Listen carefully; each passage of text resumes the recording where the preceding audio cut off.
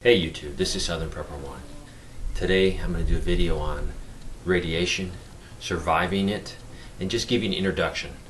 I've had a lot of PMs, people asking me questions, people ask me, what do you do? What should I buy? What should I get? So I'm going to tell you what I'm doing and just put an introduction video out here.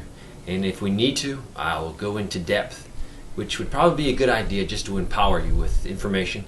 So if we have a nuclear accident in this country, or a dirty bomb, or an actual nuclear weapon going off, you'll know what to do. It will not be all panicky and trying to find answers. You'll have the answers already. So you'll be able to help people and reassure them and get them going in the right direction. The tragedy in Japan is terrible, and my prayers and well wishes go out to them in this terrible time. Hopefully they can get things under control. Those people are suffering terribly with the tsunami, the earthquake, and now the nuclear problem. So I'm trying to empower you. What I'm going to talk about today, this stuff has nothing to do with the radiation that could possibly come over here. That radiation will be minute amounts. The things I'm talking about today is if we have an incident in the United States, and especially a nuclear bomb actually going off.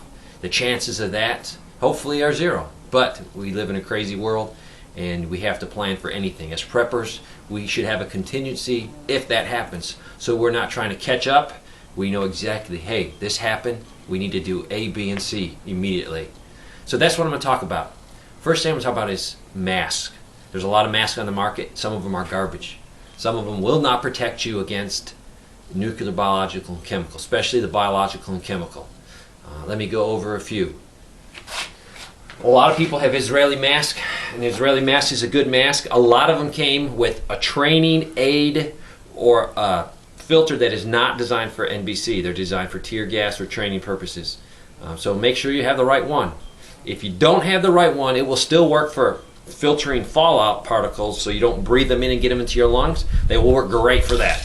And really, I would not trust an Israeli mask with biological and chemical. They probably won't work for you. A lot of masks people buy and they think they're fine. The mask has to fit perfectly. You cannot have any air from the outside going through where it seals against your face. If it does, you've defeated the purpose of a mask and you will suffer for it. I have a lot of masks here and a lot of equipment. The reason I have this equipment is because to protect my friends and family, and also I use a lot of this stuff to train people. If I have the equipment, I can train people. If I don't have the equipment, it's hard to explain to someone, hey, this is how you put a mask on, this is how you put a suit on, this is how you decontaminate yourself. So I have to have equipment. So I don't want you to say, oh man, that guy has tons of money and tons of equipment. I have invested money into this so I can train people. I've trained a lot of civilians since I've been out of the military. So it's just a ministry I do for people, to train them, to give them power, and so they can face anything knowing what they need to do. All right, let's go. We got Russian mask. This is a child's Russian mask. Would I trust it? Yes and no. Is it better than no mask for a child? Definitely yes. I like the current issue mask, and that's what you can get on eBay, a lot of surplus places. I like this. I have one for each person in my family, so I have 4 of them. That's what I have decided to go with. I have kits, just like a bug out kit. I have 2 large suitcases that are set up for 2+ people in each one. I have everything I need to suit up for a full NBC attack on this country, be it biological or chemical. Inside this thing I have the suit plus, usually an extra suit each one. They come with a top,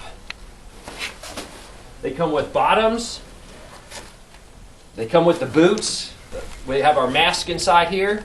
We have a lot of extra filters, be it the C2 Alpha 1 or be it the C2, the older one. This is what I recommend. There's a lot of Israeli, there's Russian, there's German. Those are all good masks for chemical that can deal with basically tear gas, but not for the serious chemical attacks. Are we going to face a chemical attack or a biological attack? Probably not. Even if it occurs inside the United States, it's going to be a very localized thing. So if you're at ground zero, yes, you're going to be affected. But 99% of the Americans will not be.